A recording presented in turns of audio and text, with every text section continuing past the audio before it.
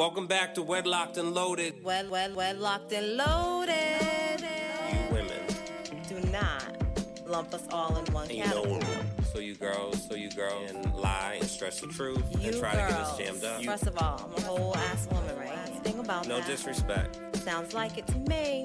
So why can't y'all, what is it with men that they just can't walk away? Depends how good it is. You don't want to give that away.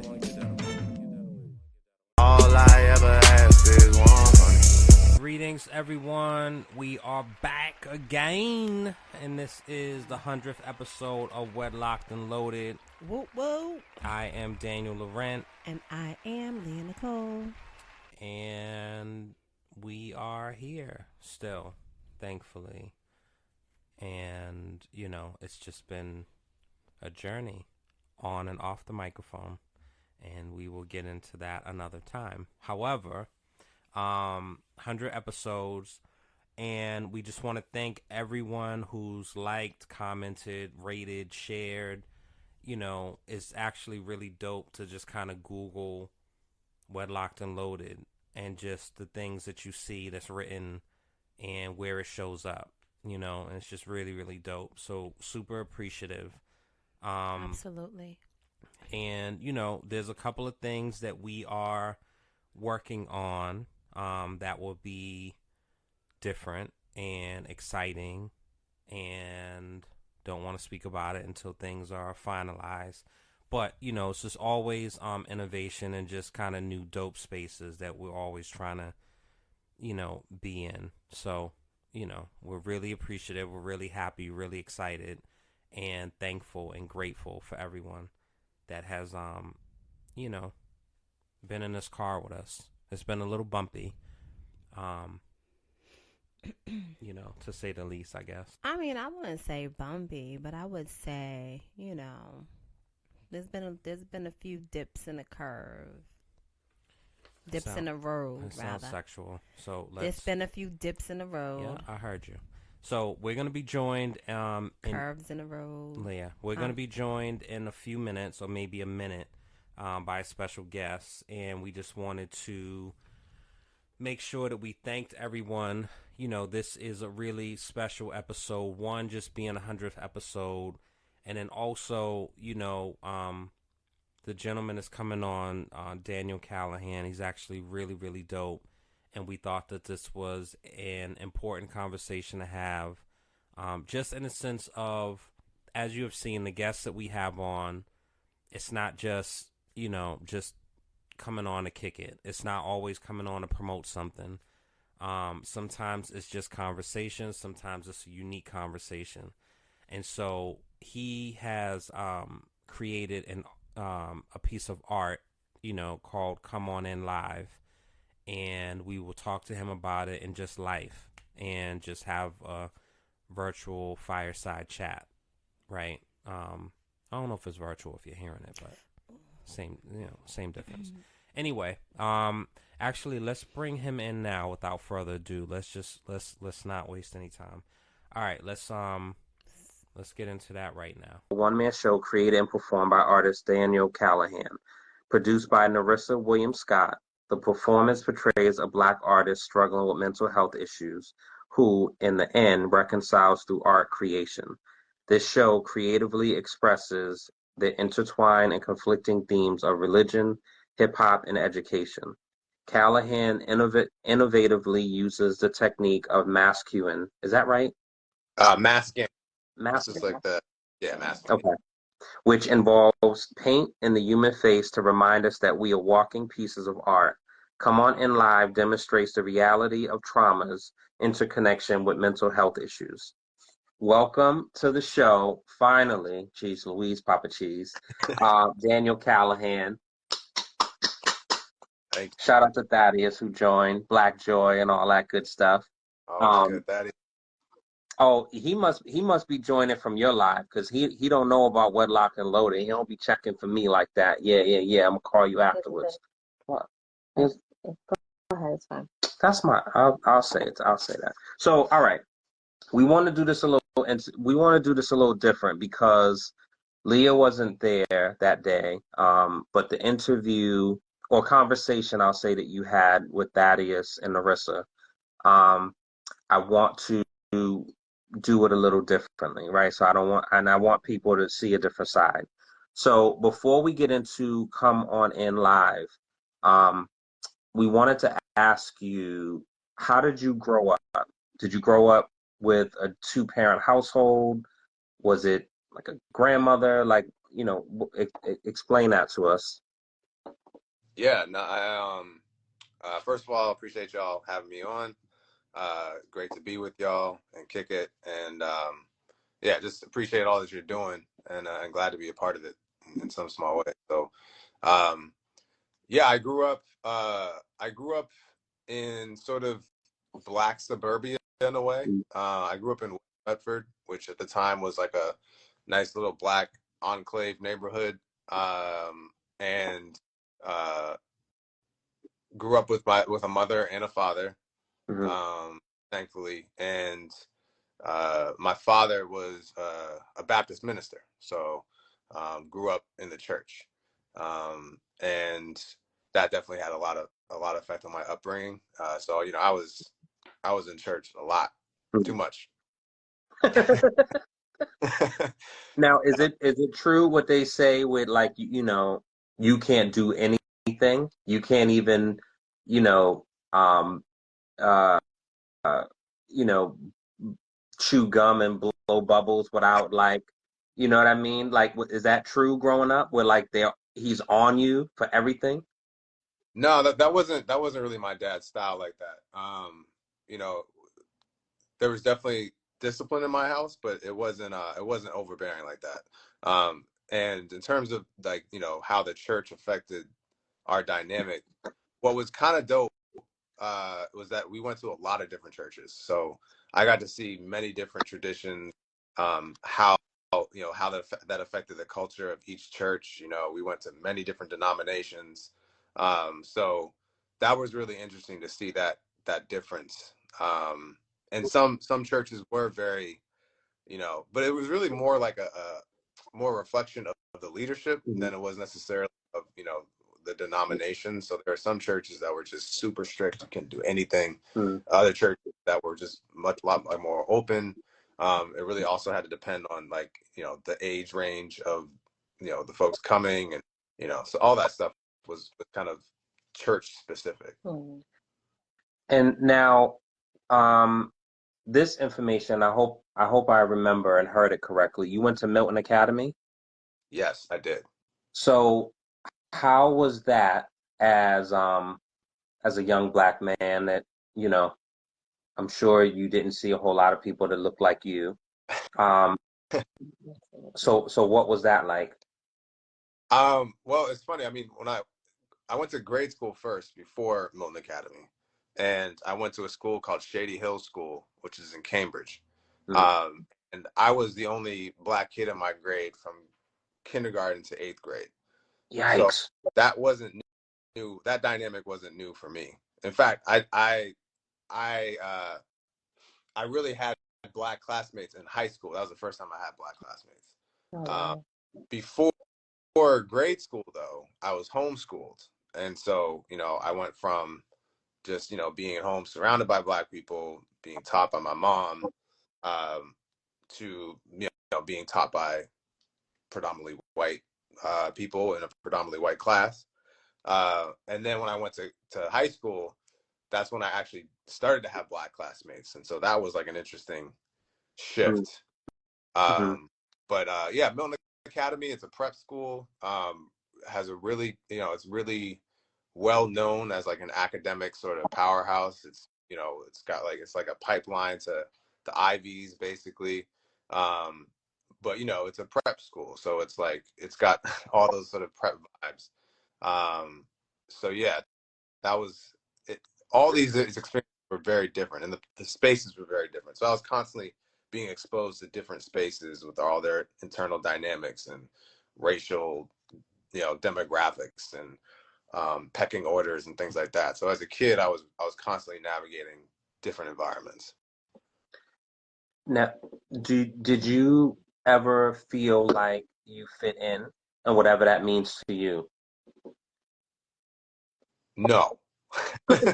I mean, like I felt like, yeah, I always felt like, and also we moved around a lot. So like, in addition to just moving physically from apartment to apartment, we would move from neighborhood to neighborhood, and so I was always sort of the new kid in a way, Mm. even though I was or the only, so I didn't. It's weird, man. Like grade school was really a beautiful time for me. Like it was, despite the fact that I was the only black kid in my class, I got a great education and made a lot of friends and it was peace. It was chill. Um, but there was that weirdness of knowing that I was the only one who looked like me. And, you know, when we talk about Black history, it became very clear that, my people's history was not, it was the exception, and also like,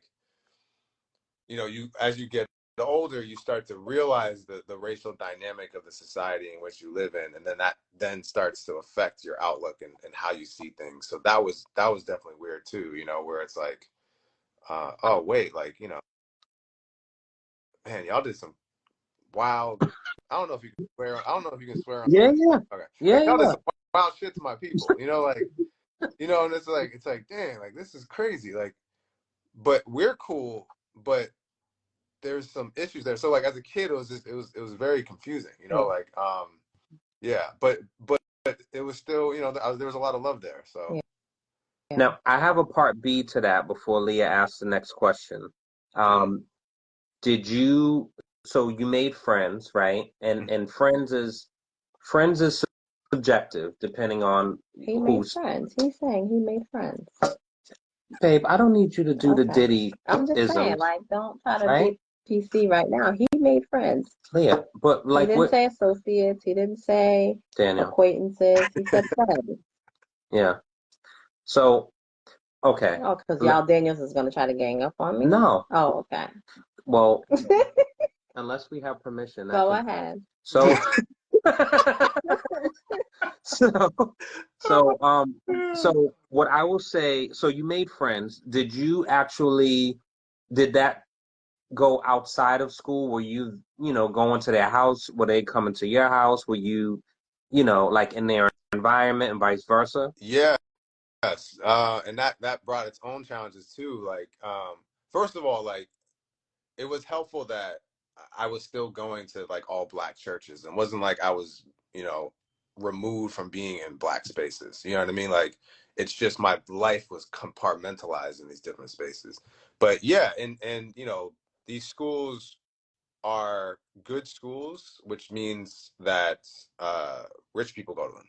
So, Mm, you know, many of my friends were very well off, or at least more well off than I was, and so that was interesting. And I definitely remember going to their houses and like getting lost in them, or like going to their houses and seeing all that they had and just being like, wow. I was mm, I, I was not brought up in poverty, mm. but at times it felt like I was broke compared to these Okay. other people. Yeah, it's all a comparison game at the end of the day. So there are times where I didn't feel as confident having people come to my place, because I didn't have, a mansion. I didn't have, all that they had. I didn't. I had so much fun at their house, that I didn't want to. Let's just stay there, that kind of thing. Um, Yeah. but there were times where I had people over and that was cool. And um, yeah, but there was a lot of interesting dynamics that happened because of that. Mm, okay. And so speaking of just like your upbringing and um, the diversity of it, right? When were you introduced to hip hop and how did, what did that feel like? Yeah. I really grew up with it. I would say when I was maybe like 5 or 6 was when I kind of, it entered my ether or whatever. And it was really through my brothers. So like my brothers were my bridge into hip hop. Everything I learned about hip hop, I learned through my two older brothers. So, um, and then I would start to see my world start to change. So at first, I heard this music and I was like, oh, that's interesting. I didn't really know what to think about it. But then I started to, and this was it's cool because like I was born in '84, so this was like 88, 89, kind of like.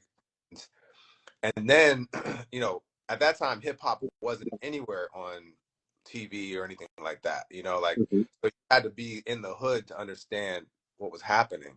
Mm-hmm. And some of the churches we went to were in the hood too. So I would start observing, and I went to shout out to like Mission Hill sports camp. They had a Top Shot basketball and tennis and all that stuff, and that was when Mission Hill was the hood. So I would be in that space and I'd start to see how the styles of dress, the sneakers, the cornrows. And I was like, dope. This is not part, this isn't really part of what I'm seeing in church. You couldn't have cornrows in a lot of churches I was at. Really? Yeah. Interesting. I never even thought of that. There was a church I was at where like getting a fade, like, when like Nas like made the fade the thing, and they were like, you can't do that. You can't get no like skin type fades, and Yeah. there's a lot of that, a lot of like prohibition kind of stuff. Shout out to the Crown Act. Yeah. Gee. That's not work. Well, I mean, I think it's not just work, it's work, school, place. Discriminating against. Anyway, I digress. Sorry. Yeah. Go on. Oh, but I mean, like that kind of prohibition was, it wasn't just coming from white people. It was also coming from, our people. But it wasn't so much like, yeah, there's both. I mean, there's two sides to everything. There's two sides to everything. It seems like they were doing everything that they could to keep its members away from the secular world. Exactly. Yeah. And it was much more like a religious thing than it was so much a cultural thing. But we all know that stuff it's all mixed in. Yeah. All right. So from Leah's question, which is, I would think, more fond memories, I want to go to the very opposite end of the spectrum and ask you, what did George Floyd's murder mean to you? And before you answer that, did you actually watch the video? I did not watch the video. I did not. At that time, I was in the Bay Area when Oscar Grant was killed, and how that shook the community there. And I watched that. I saw that. And really after that, I didn't want to put that into my head.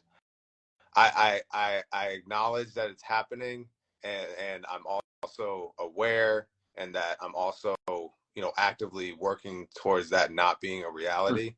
But to what that does to me, like even just thinking about it now, like what that does to me is it creates a pain, a hurt, and like a sense of a real deep sense of like sorrow and anger and all that stuff, and hate. And I just told myself that I wasn't going to inflict that upon myself.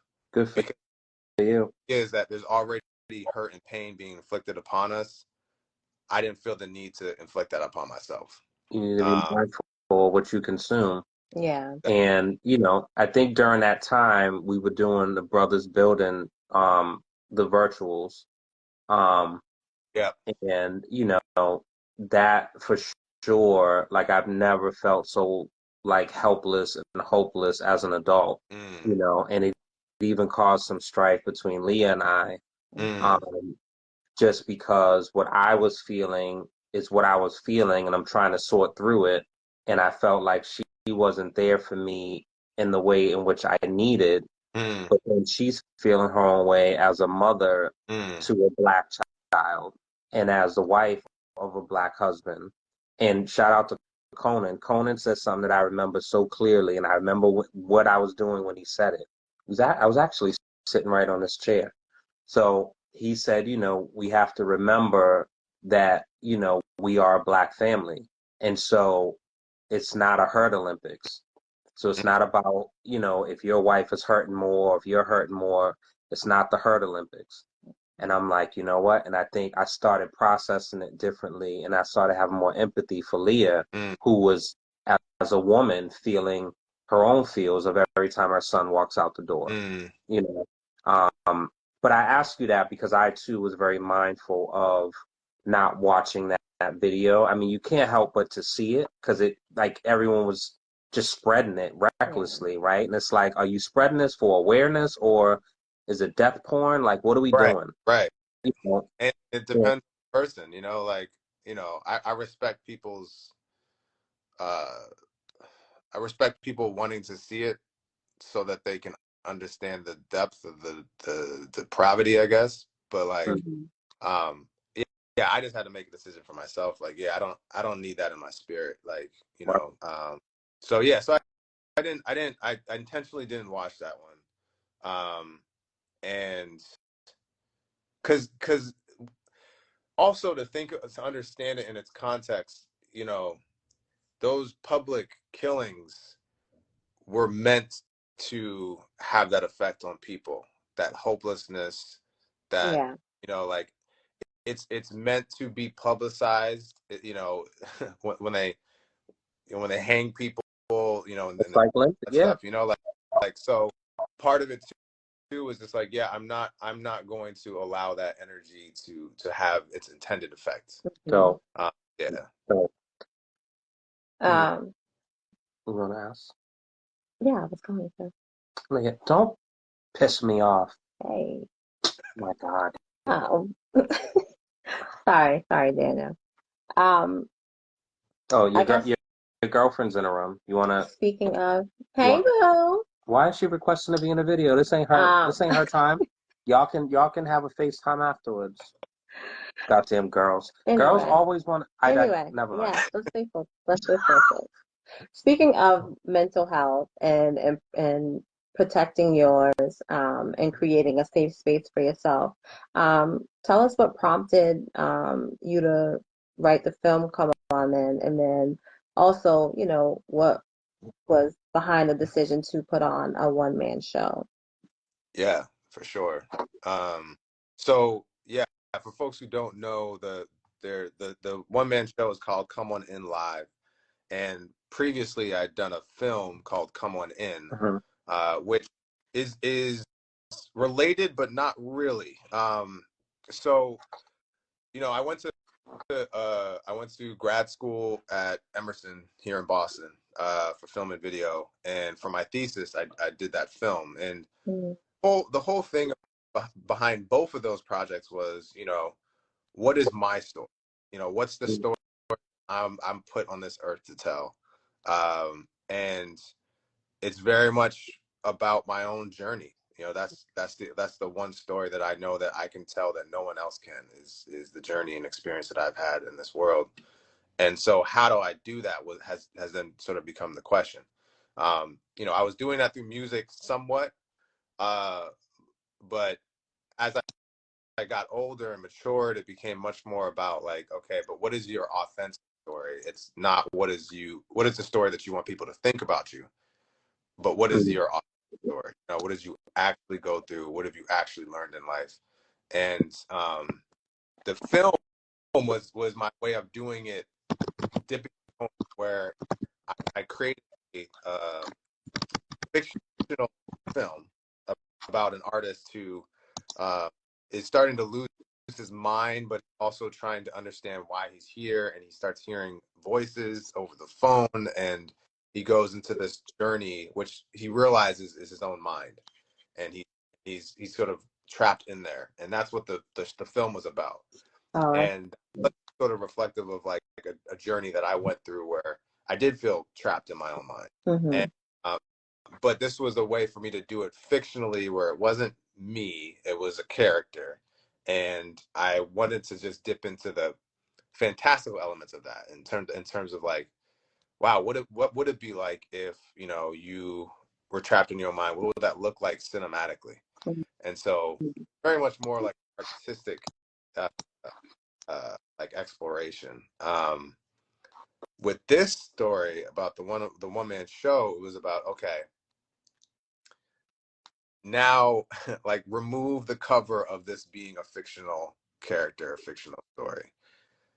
Now it's time for you really to tell your own story, you know. And so like you know, the show is about my own story as Daniel Callahan growing up and what that meant. And it's definitely another level of transparency, vulnerability, truth, yeah, and reflection, I think, for me. And I'm hoping that the audience gets it as Were names changed to protect the innocent? well. No, no. What I do, sometimes I don't mention names. Sometimes I don't mention names. Yeah, yeah. I got to But yeah, do my. I had to go through that too. It's like, you know, I'm not really one to sort of call people out. You know, like this isn't a Cat Williams moment. This show. I mean, there's times for that, but you know, I don't think this was one of them. So yeah, the show is not so much about trying to call people out. It's more just about just telling my experience. So yeah. I'm gonna do my own coming live, and I'm actually gonna call names. And the first name I'm calling. Anyway, As you should. next question As is you should. can you explain to the people in more well, answer however you, I was gonna say more macro level, but explain the process of making a film. You know, did you bootstrap? Did you pay for it yourself? Did you do GoFundMe, friends and family? Did you max out credit cards? Like, what was that process? Yeah. You know, shout out to Emerson College because they footed the bill for a lot of things. Oh, I went to grad school with the idea that I wanted to make a feature film because I knew the only way I could make one is if I had institutional backing. And Mhm. so, you know, I went into that program with that idea. I didn't know what I was going to do. And, you know, I didn't even know what story I was going to tell, but I was like, I want to make a film. And so I'm going to go to film school. And so, at first I was thinking of doing a short, but as I wrote the script and as it blocked out, I realized, okay, no, I have a feature and I'm going to do it. So in terms of financing it, you know, a lot of the equipment we were able to get through the school, which was huge. But we also had to raise money for the film as well. And so we ended up doing a crowdfunding campaign to raise some of the funds. Some of the funds I put in myself. And we got a lot of in-kind donations. It was a really big effort, you know, it was a really big effort. And that's just to make sure that the film actually looked like a film and not, you know. Suvi. It's not nice. It's not nice. What do you mean, Leah? It is what it is. It's not a matter of being. It It's not is. It nice. literally is what it is. Daniel has a black hoodie on. It is what it is, right? It's not nice.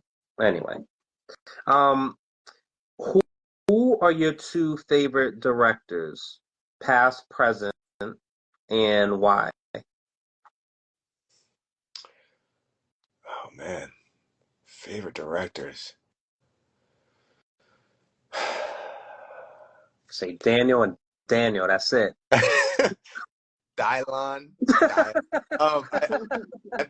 think I don't know about favorite, but people who've definitely influenced me. You know, I'm a big David Fincher fan. Mm, Really like his movies.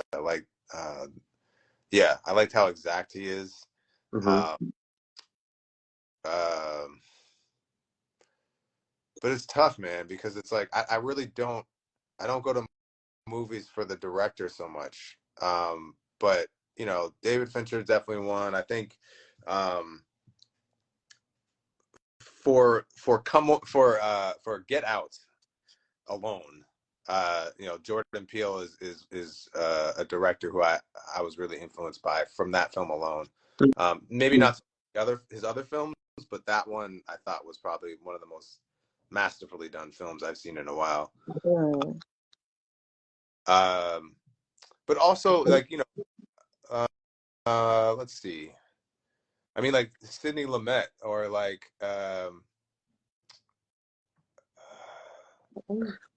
Well, you gave, You gave I mean, two. yeah, no. yeah, you gave two, and I think, I was hoping you was gonna say, like, Daniel Laurent, you know what I'm saying, but that's fine. Like, I got more work to do. I mean, I was hoping you were gonna be like, well, Daniel Laurent, like, he's up and coming. But anyway, I digress. So, so the part two, Thing. Absolutely. see, the part two to that, and we definitely visited, come on in, and I want to have you speak to that a little more before we get to the other parts. But the part two to that question is, um do you believe in edutainment, and is that something that you are intentionally focused on? Mm. Do I believe in edutainment? As creative as that word is, I don't think anybody sits down to watch edutainment. Mm. People want to be. People don't even necessarily want to be like entertained. People want to have an experience that's meaningful to them, and so I think it's hard if you're, because edutainment often means you're trying to cram a message down somebody's throat, or um, you're trying to make something to teach, which is cool. But again, when I sit down to watch a film or go to a show, I'm not so much there to be taught. I want to feel things. I want to see the world differently. I want to be engaged in a story that that interests me, that excites me, that is opening up my world to some things. And I think education, when it's really done well, does all of that. Mm-hmm. But as a branding, I think it's really tough. It's really tough to brand your film as that. I think it's more just a product of creatives really going deep into something that they're doing, understanding it from all its different angles, and then expressing that understanding, but in a way that, again, has to be engaging, has to be uh, heartfelt, emotional, um, decisive, you know, and then we'll automatically learn from that, what. Right. And art is interpretive, and so if you have to say, I made this couch blue because, you know what I mean, versus just having a blue couch in the background, a person will be like, oh, they were giving props and paying homage to Nipsey, yo, that's real. And it's like, yeah, that's what we were doing. You know, it's better when you just kind of let things be. So, I want to make sure we get this in. Do you Mm-hmm. have?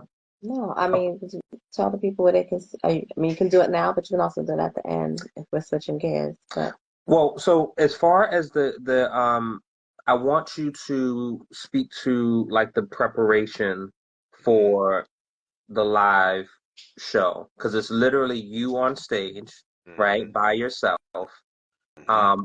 What goes into, and I'm sure Narissa, shouts to her, right? I'm sure that she plays a role, but what goes into the thought of, I want a red couch, I want a table, this is what the set's going to look like. I wanted to have it at the Strand Theater because of the historic, um, the history of the Strand in Dorchester. Like, what went into all things coming live? Come on in live. Yeah, I mean, so definitely it's gonna be just me on that stage, but it's not just me in this production. So again, definitely shouting out to not only Narissa, but my director, Iona Morris Jackson, who is like the OG when it the one woman shows. She's been doing one woman shows her whole career, and so she's an incredible actor, incredible director, in her own right. And the process of preparing for this has really been a learning experience for me. I have a background on stage as a performer, as an MC. Mm. Acting, it's different. It's different. Like, there's definitely overlap, and there are things that I've taken from my performance background as an MC, but this is like a whole nother animal, and it's really been about the crazy thing is it's been about like accessing my emotions. I mean, like, there's the whole uh, uh, uh, what's the word? The whole thing around men and their emotions, and not being as emotionally available. And I never thought that I fit that paradigm because like I'm an artsy dude, like I'm already into the emotions, I thought. But this experience really showed me like, nah, like I've had a whole lifetime of pushing emotions down, of not showing, of like putting on a front, and all those things happen down. And that was probably where the most work needed to happen. It's like, again, with hip hop, it's not, at least the way that I was approaching it, it wasn't so much a place for vulnerability. It's a place for like, Bravado. actually, yeah, you're putting your armor on and showing people how dope you are. So the idea of taking all that off was like, what? It's like, yeah, you gotta take all that off, and then you gotta go on the stage basically naked and be there naked in front of the people the whole time. And I'm like, what? So it was a lot, just going through that, and then that informed the writing process. I did the one-man show as a workshop first at Emerson Black Box Theater a year and a half ago, and that was huge. And then after that, we rewrote the script, and it's like always been about how do we remove more and more layers so we can get to like who you are as a human being, and what you were feeling in these moments, and just be able to have that, for people to also experience with you and take them on that journey. So like that was where I think the majority of the preparation came, and out of that, a lot of those questions, those questions were answered. Like, okay, what does this need to look like? What needs or what doesn't need to be here? And I definitely, want to shout out to my set designer Danielle, and there's a whole team behind this thing that are coming up with decisions that are going to augment the script. So we really first started with the script, tried to get it as right as we could, and then everything else is really coming from that. Yeah, thanks. And so I may have missed it, and I know you said you Are you initially. admitting that you don't listen? Are you admitting that? I love it. Thank you, Daniel. I appreciate So it. you interrupted me to say that? That's crazy. It But was anyway, it was important. it wasn't. Okay. It really wasn't. I know. I know that you said that you initially wrote the film while you were in grad school, and then it was more so about it wasn't solely you, right? However, the one man show is really about you. Did you take anything, and if you did, what from the original script? So this is like an entirely different script. Yeah, it was really starting from scratch, and the film went out. It did well in festivals. It was picked up for distribution, which is awesome, and it's out there. That ship has sailed. The baby has left the house, and it's living its own life.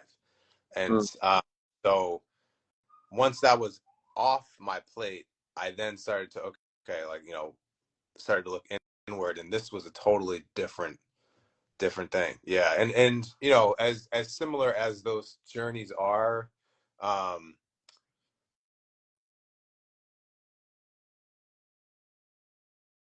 Somebody was calling. We can't Oh, hear you. There you go. yeah, sorry, can you hear me? yeah. Yeah. Okay, cool. I So think what it similar as those journeys are, say it again. as similar as those journeys are, Oh because yeah, after that you cut out. thank you. Yeah, Mhm. as similar as those journeys are, um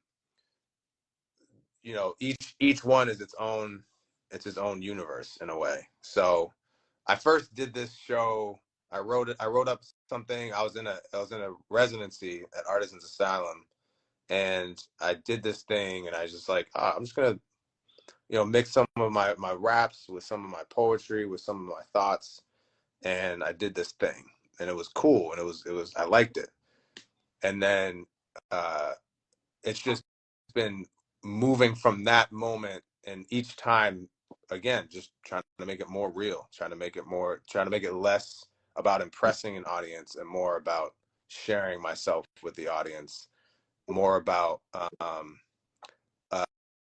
coming to an understanding of myself first, and Mm-hmm. and inviting other people into that journey.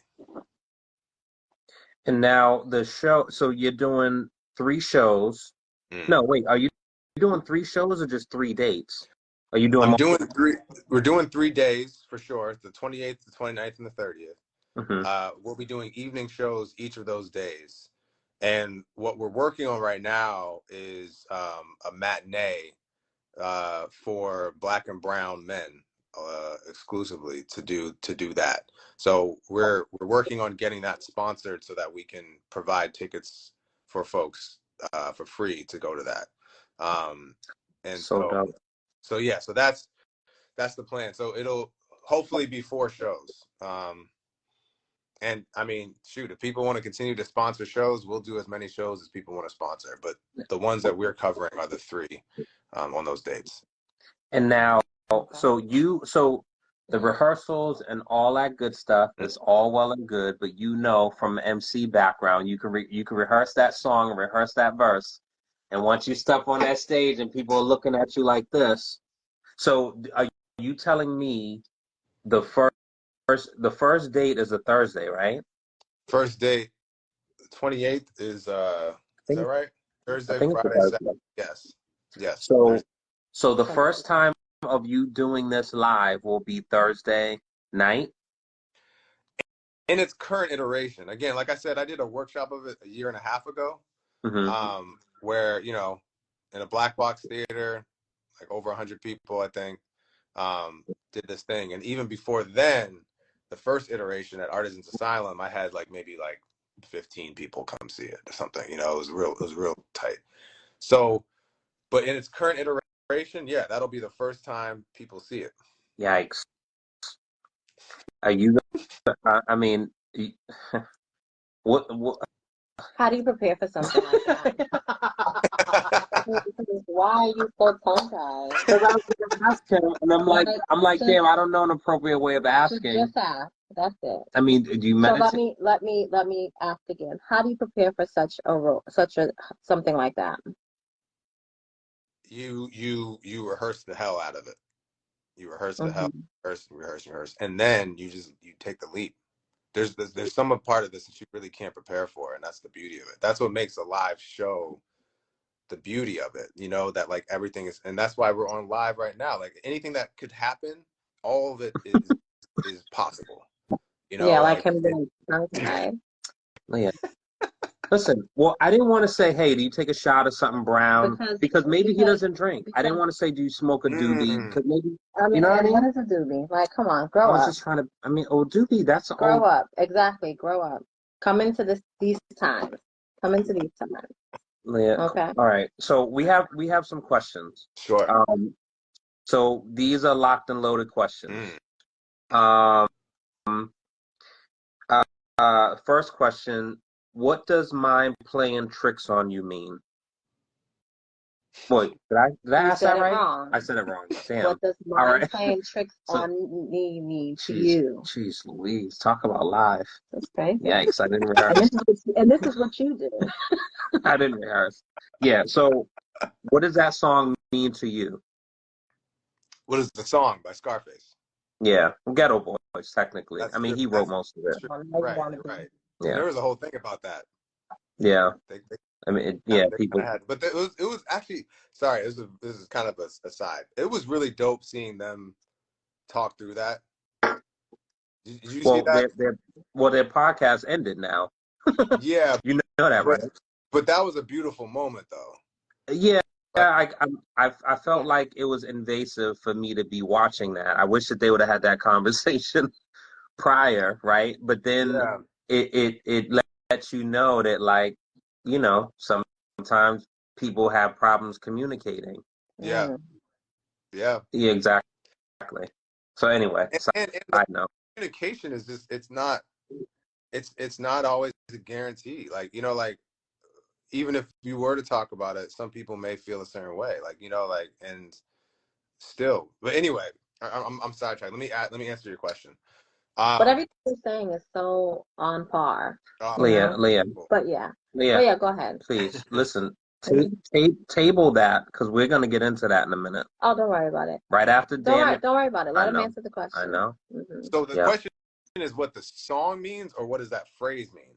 The the song. song. So when you heard it, right? You heard it, and you're maybe singing the words or whatever. But then as you get older, I don't know if you've done therapy before, Mm, but like as you're older and you're maturing, mm. you're like, like that song means this, or when he said that, it meant this. Like, what does it mean to you today? It's so interesting. For some reason, like seeing the music video, because I saw the music video way later. Mm, I heard the Mhm. song, but I didn't see the music video till way later. And the music video, that made it hit home for me more. Mm. I don't know why. I think it was just seeing him, because it's like when you okay. So there's been other songs like that, right? Um, you can even talk about like DMX slipping, or like, or I don't know. mm, There's countless other songs where people have talked about their inner struggles. You know what I mean? And like I feel like hip hop really was our blues, mm, but mm, but you never really know exactly where that person is about the things that they're saying. And there is this weird kind of thing where, there's almost like a badge of honor for having issues. Um, or like, oh, that dude's 730. That dude is crazy. mm, Like there's like, okay, you don't mess with him. He's wild. And like and there's like oh man, he's hard. But he's really going through some things that that's not like a cool thing. And I think seeing the music video made me like, oh man, no, this dude's really struggling right now. Like he's really seeing shit. He's scared. Like he's it's not a boast. And yeah, for whatever reason the music video really did it for me. I think just seeing a black man in his room, you know, or mm. or like, they're beating somebody up and then they realize that he's like, they're not there and he's been punching the floor. Like it's just it was just really dope how they did that. So when I first heard it, it's just like, oh, this is dope. This is dope. And it was like conceptually dope Yeah. because the verses are really well put together. You know what I mean? It take you on a story. It's a great storytelling. Hmm. You know what I mean? Like, and so I thought about it more like that, more from a technical aspect of it. And the beats like real chill, like, but I think seeing it made it feel realer and made it feel more human, I guess. Yeah. Yeah. So, for me, I realized, and I think, I mean, it was always a term for it whenever it was created, but as I got older, I realized that video was dealing with paranoia, schizophrenia, depression. Mm-hmm. It's like it's heavy, Yeah. and so you're like, holy shit. I'm like, okay, and it just realized like you're just singing songs and just bop into it, and you're like, yo, you're just singing about like massive trauma, Mm-hmm. But I think, well, anyway, because we can get into a different hip hop conversation, and I asked that question specifically just for those listening, because Come On In speaks to upbringing, hip hop, all Mm-hmm. those things intertwined. So I wanted to, I thought that question would be interesting. Um, and Leah had like, what is, when you first heard like getting jiggy with it, and I'm like, yo, like, no, no one, you know what I mean? Who's gonna, you know? Man, Shout I out was in, to, I was in I'm grade gonna school. drink my I, cranberry juice. But I anyway. was I was in grade school when that song came out, getting jiggy with it, and I No, remember no, grade no. school. I really didn't have that question. He's bullshitting now. don't swear, But yo. but but No, that brought me back. I got memories from that joint. Remember the dance he was doing at, you can't do that right now. you know. Um, all right, so these are, oh yeah. Yeah, yeah. Yeah, I because want are you alone? I want to save a little for you. Yeah. Just a little You bit. sure? A little bit. I ain't saving you nothing. Nice. Boys in the Hood or Minister Society? No, there's more. That's what I said. Leah. Be quiet. Boys in the Hood for sure. All right. These are all going to be followed up with a why. Okay. Love Jones or The Wood? The Wood. Okay, I really want to hear both. Why for both, please? We want to hear why for both. Okay. Boys in the Hood. I thought Menace to Society. It's so perfect actually when we think about hip hop. Because for me, I think Boys in the Hood was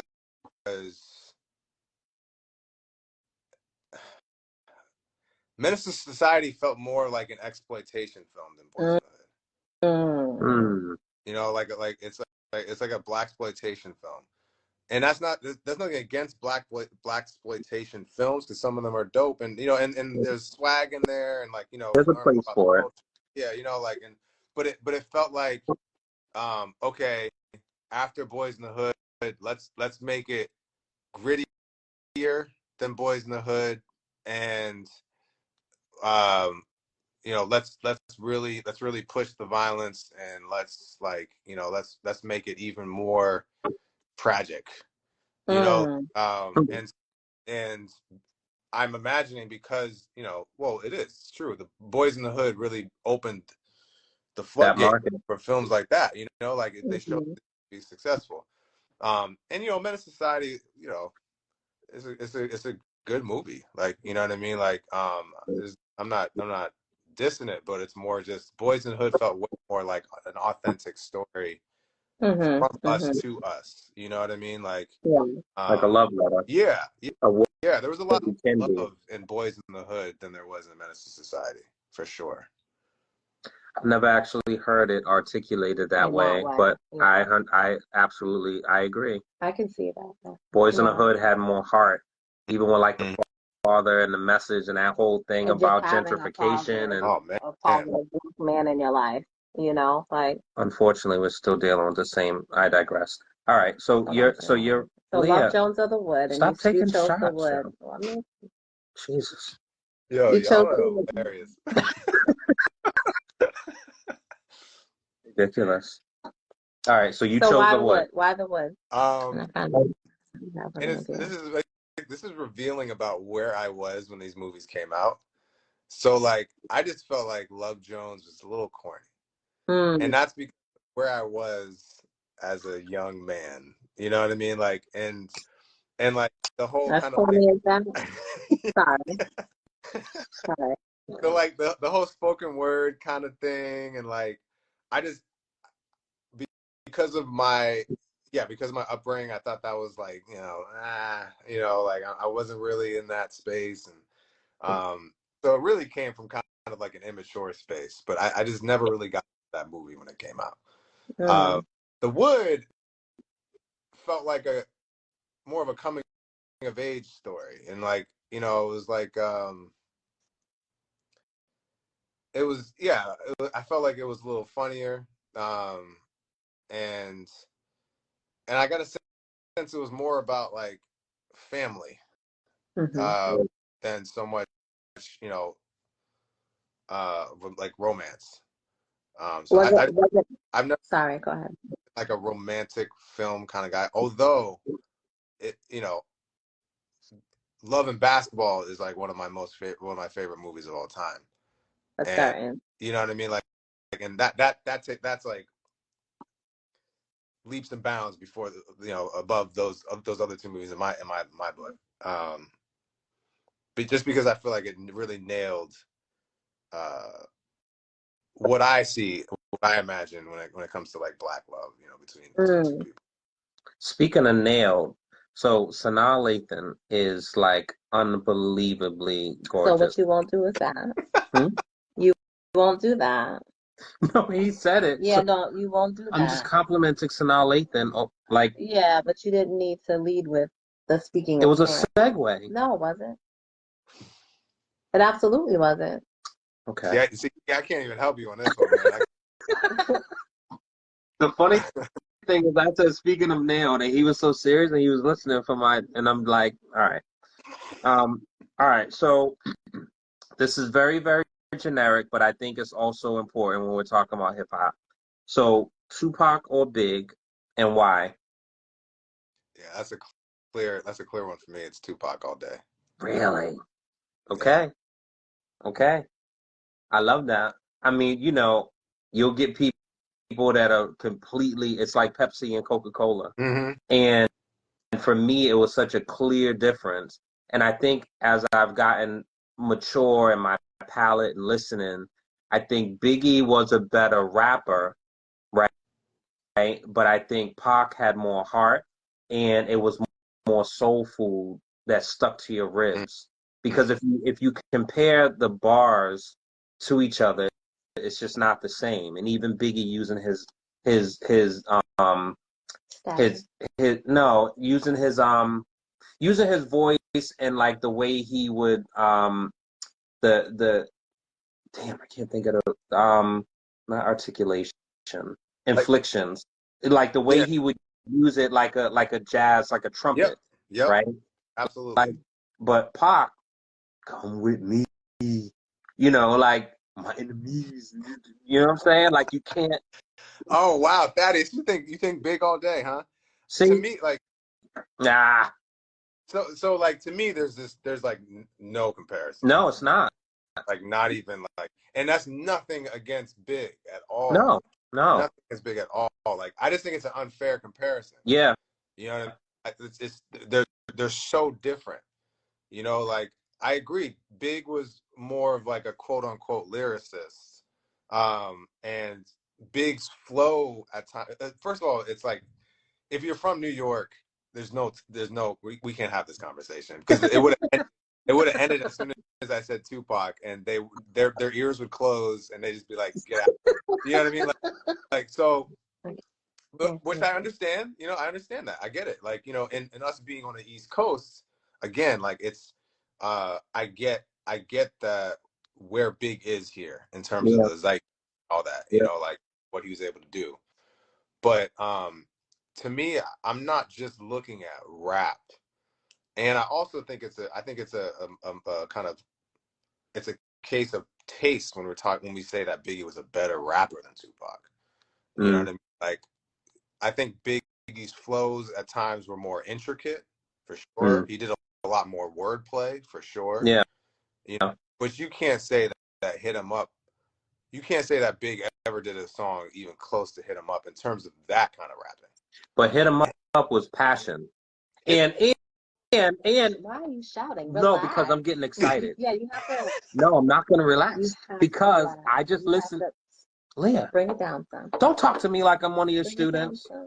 Listen, so I listened to Hit 'Em Up, no lie, um, Saturday about 5 times in a row, right? mm, And I just had to appreciate Gaddafi. Like Gaddafi came off on that song like nobody else, yo. And it's tragic that they all died. I mean, if mm. two of them are still alive, but they all died.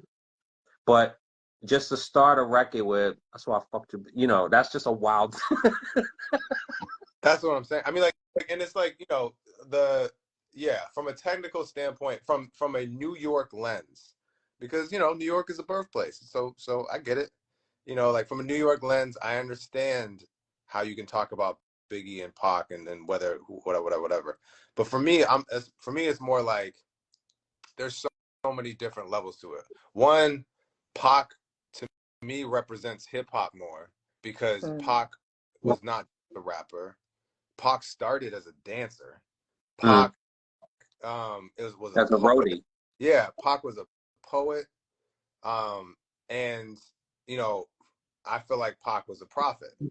And so like there's and I just feel like what he brought to hip hop was so much deeper. His links to the Black Panther Party and his like socio political like understandings and like how he basically opened up you know, I feel like he opened up sort of the more revolutionary aspects of the Black experience For sure. into hip hop and he was doing things like getting truces between gangs happening, and like there was just he was just doing so much on top of the fact that he's making films, writing scripts. Like he was just He's as an artist, Pac. like Pocket's a He just was a superhero, dope individual altogether. and yeah, like Thaddeus is taking some shots. So what this means is, we're gonna have a dinner, you yeah, and Thaddeus, sponsored by Thaddeus, and we'll talk about Big and Pac all night, and we'll play some snippets and see who comes out on top. Pause. All right. Um. Jill Scott or Sade? oh man, that's tough. That, that's hard. They're so different. Uh, Mhm. if I had to pick, oh man, I'd have to go with Sade. Mhm. Yeah. And speaking, I mean, have you seen her lately? Jesus. No, I mean, Langston but Hughes. that woman doesn't age. Langston Hughes. Langston Hughes or James Baldwin? I gotta go with Baldwin. okay. Mm. Spike Lee, Oliver Stone, or Ava DuVernay.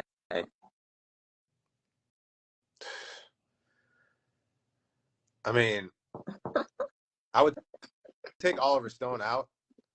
Uh, uh, Mm. he did his thing, but I don't. Yeah, he's kind of a third wheel.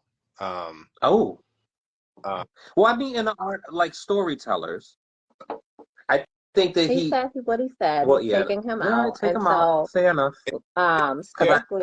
I debated putting him in, but yeah. I mean, like, yeah, I don't know. If it was another black director, I get it, but he just seems like an odd one out. Mm. But I mean, I have to go with Spike because he's the OG. Like, like he started it. So but that's nothing against Ava. And again, they make such different Yeah, films. it's different. So that Different processes, different approaches. All right. Different time. So the last one, um, 45-minute hit class or a 30-minute meditation session. for me, yeah, Yeah. oh man, 30 minute 30-minute meditation, like with other people or by myself. It could be by yourself. you However choose. you meditate. I would go with the med. Okay. You don't strike me as like, let's go, more.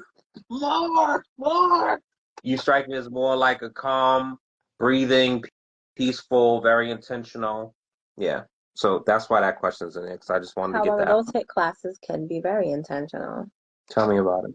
You can get to a state when you're working out, for sure, for sure. Yeah. So in closing, if you can, and obviously like the information and stuff, make it so like it's on the screen also. Mm. But can you just give the last thoughts and last plugs and any shout outs that you have regarding, because we want everyone to come out, show up, and show out. This is really, really important for a few different reasons. Mm. But I want to implore everyone to come out. I don't stand behind things often. And you as a person, I support, Mm. right? And so I am curious and excited to see what this looks like, because I know you're very intentional with what you do. So I want to give you the last, minute or two to just say whatever you want. Yeah, well, I definitely appreciate the support, man. I really, really do appreciate that. So the show is called Come On In Live. You can see more information about it at comeoninlive.com. Sorry, did I freeze? Yeah, Yeah. you're good now. The show is very much about, a young black man or a young black boy and their journey towards becoming a black man. It is not your typical story. because I haven't lived a typical life. But Mm. I think what you will appreciate about it is it's a very human story, and in that way, I'm hoping that you will be able to connect to your own deeper humanity as I attempt to connect to my own on stage. And the importance, yeah, I mean, I think we all, some of us know the statistics, and I think Thaddeus did such a good job at the event talking about the statistics around mental health with specifically Black boys and Yeah. men. And Yeah. there's so much room for improvement there, and any effort to shine more of a light into that experience, and also to provide a space for other Black boys and men to see that talking about their issues, about using art to transform their issues into art, and about being able to be vulnerable, finding the strength in their vulnerability is really important in a moment like this. So yeah, definitely come out. It's gonna be a lot of fun. In addition to the issues, we're also just gonna be having fun up there. So definitely come out. If you know somebody who would benefit from it, please let them know. And yeah, I'll see y'all on the 28th, 29th, or 30th.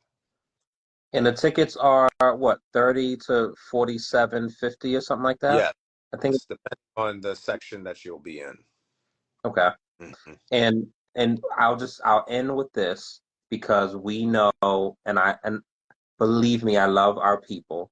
Please do not reach out to Daniel to be on the list.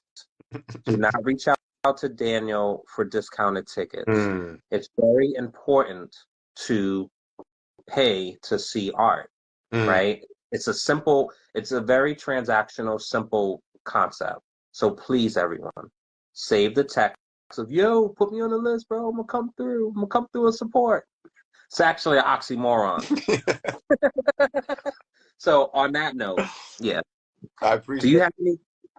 have anything you need to say? Because I think you need in to, life you I typically. think you need to pipe down just a little bit. Oh God. Okay. All right, Daniel. You see what type of night I'm gonna have. I mean, you doing it to yourself, player. All right. But anyway, all that talking he just did, he made me really forget what I was gonna say. But so we talked about the price of the tickets. We talked about is the only place to get the tickets on the website? Yes, that will be the link to get the tickets. They're being sold through Brown Paper Bag. This is like a ticketing. Sorry, Brown Paper Tickets. Brown Paper Tickets is the ticketing platform we're using, but there's a link to that on the website. So that's the best place to go to get tickets. So. Okay. So. All right. Perfect. Okay. You have anything? You always have to have the last word. I'll let you.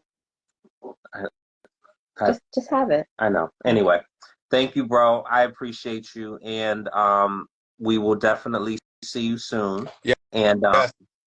Shout out to Black Dollar. Yeah.